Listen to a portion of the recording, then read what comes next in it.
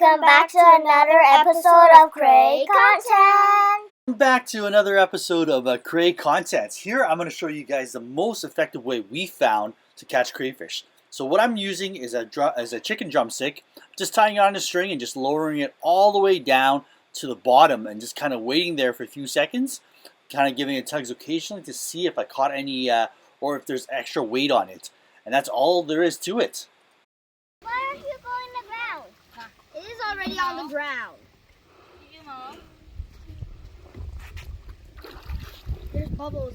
So within 10 minutes, we caught these two really nice ones. This little one here is just regenerating her claw, much like the Marvel character Deadpool.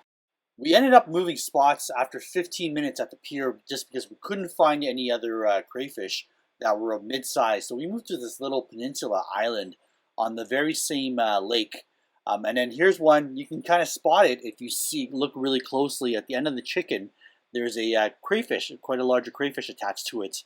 And here what we're doing is we're just slowly reeling him in. And then what's going to happen is you're going to see my daughter come right next to me here in a bit. And she's going to have a net.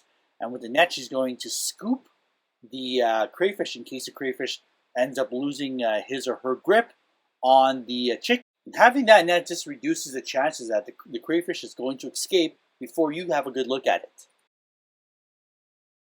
Pretty big. Okay, cool. Let's see. It's not that big.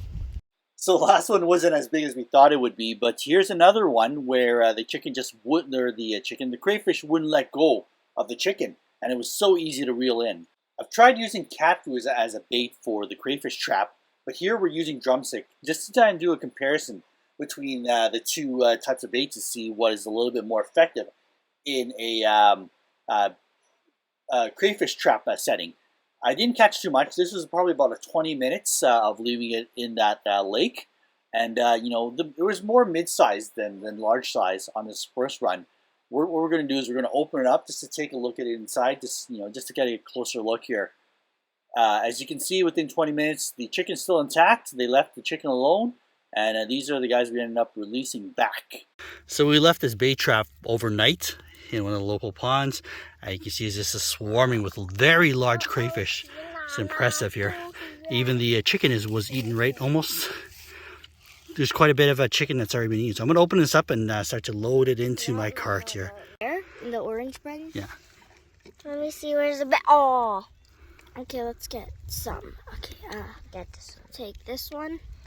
And the results were fantastic. I mean, you can see here we've got well over 50 crayfish. Here my daughters are just unloading and separating the larger crayfish and the smaller crayfish. So the smaller crayfish, what we're going to do is we're going to release it back into the lake, and then we're going to bring the larger crayfish home. So here you can see our collection of smaller crayfish. These are the ones we ended up releasing back into the lake, just so they can get a little bit larger and we can kind of capture them when they do grow that size. Here's a shot of them kind of running off. Sorry, not really running off. They kind of stood there for a while to realize what was going on before they started to kind of scamper away eventually. So that was kind of fun to witness. But here are the ones we brought home. You can kind of see there's probably about 20 of them in there. And they're just hanging out in our outdoor aquarium right now, and we're going to figure out what to do with them. So that was the end of our crayfishing adventure. Please share and subscribe to our content so we know that we're delivering the right content that you guys want to see. Thanks again. We'll see you guys next time.